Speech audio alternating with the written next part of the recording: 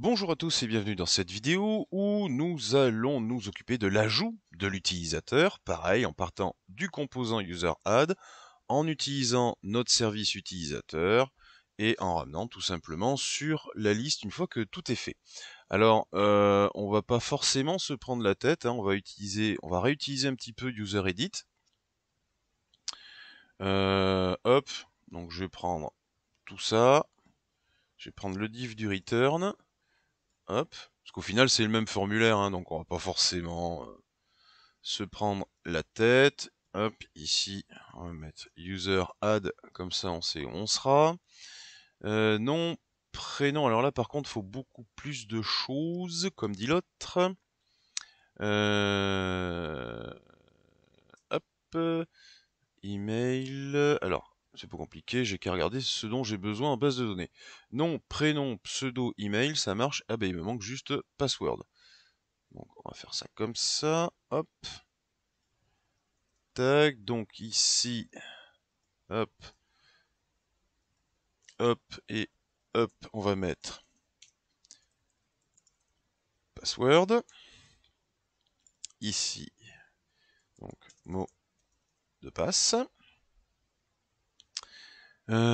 tac, tac, tac, ça c'est bon, j'enregistre. Alors évidemment, il me dit le onChange, j'en ai pas de souci, déjà, je vais remettre mon state, hop, voilà. Ensuite, je vais remettre donc le onChange. Hop. Voilà. Évidemment, il va râler sur l'onSubmit, donc on va se faire... Oh, ben, je vais le reprendre, je vais pas... Hop, m'embêter. Ouais, tac. Ben voilà, tiens, on va reprendre la base. Hop, donc ça c'est bon et ça c'est bon. Qu'est-ce que... Ben non. Voilà.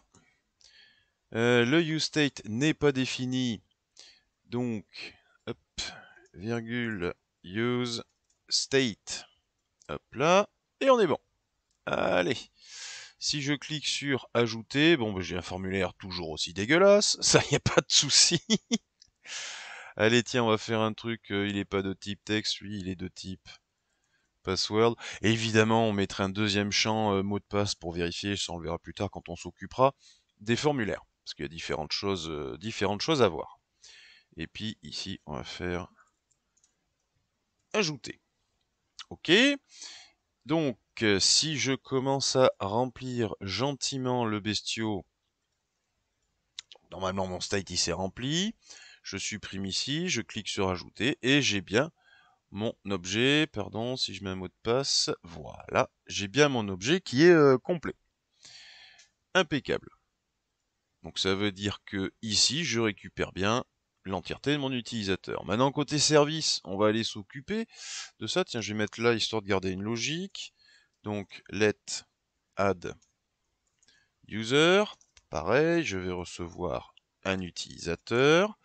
Je vais regarder dans mon API la route que je veux utiliser. Donc moi c'est un put directement sur le préfixe user et j'envoie la chose.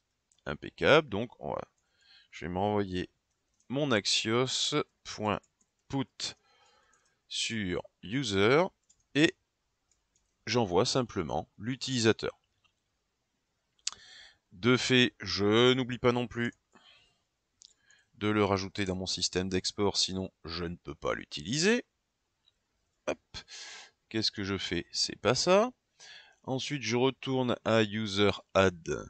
Donc c'est ici user service.add user. Ici, j'envoie donc le state user. Je me suis pas trompé, non, c'est bien ça. Then, quand tout se passe bien, donc pour l'instant, un petit console log des familles. Catch s'il y a un problème, et même délire, un petit console log des familles. Hop là.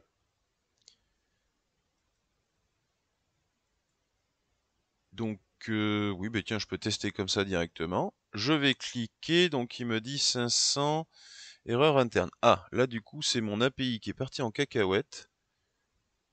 Pourquoi? Hprocess error. Hprocess error. Bon, je vais corriger l'API, puis je vous reprends. Ok, donc c'est moi qui suis un gros boulet, autant pour moi. Donc, bah tiens, je vais supprimer ça.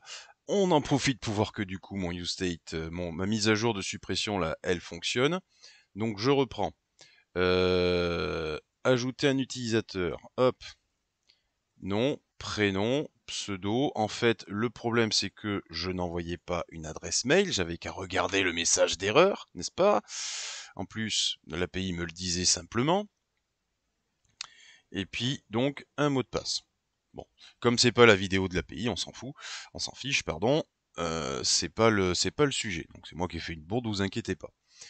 Ici, parce que voilà, mon API attendait une adresse mail. Moi, j'envoyais pas une adresse mail. Zen.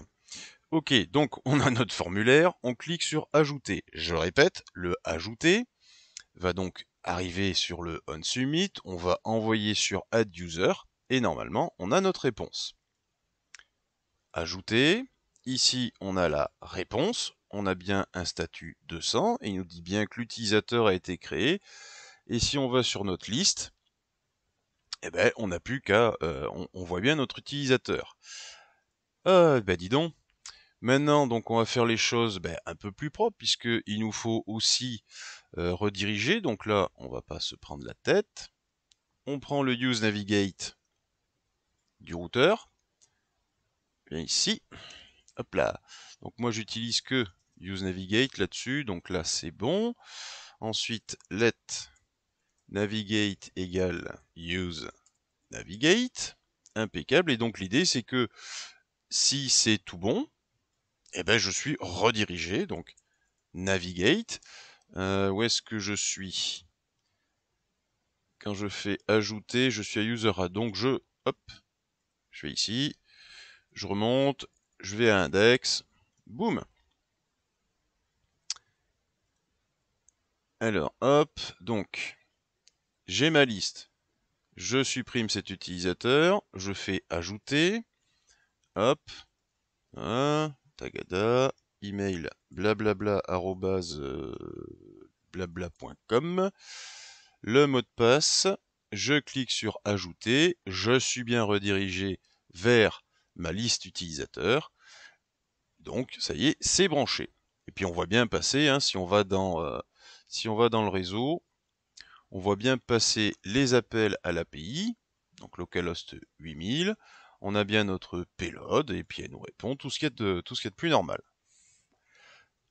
Maintenant, pour finir, si je reviens sur ma petite partie de suppression, hop, donc ici on avait le user delete, et puis je profitais du set user pour renvoyer le state comme il était, moins l'utilisateur que je supprime, avec un filter, une fonction JavaScript, tout ce qui est de plus simple. Donc grosso modo, ça renvoie la même chose, moins celui qu'on ne veut pas, celui qu'on a supprimé, et ça le réinjecte dans le state. Et c'est pour ça que quand je clique ici, par exemple, ça va me retourner, une fois que c'est supprimé en base de données, on est d'accord, ça va me supprimer l'utilisateur qui a l'ID 8. Le filter va donc renvoyer le state qu'on a actuellement, moins celui qu'a l'utilisateur 8. Et on met ça dans le state. Du coup, ça disparaît de façon complètement dynamique. Et par contre, on a bien une suppression qui est faite du côté de l'API. Prochaine vidéo, maintenant que notre liste utilisateur est faite, on fera un petit point aussi sur la partie cocktail. Comment mettre ça proprement sur la partie publique, parce que les cocktails, je vous rappelle qu'il faut les afficher. Donc voilà, on fera un petit point, on fera un petit tour des vidéos encore à faire, et ça sera principalement orienté sur l'affaire cocktail côté admin et côté public.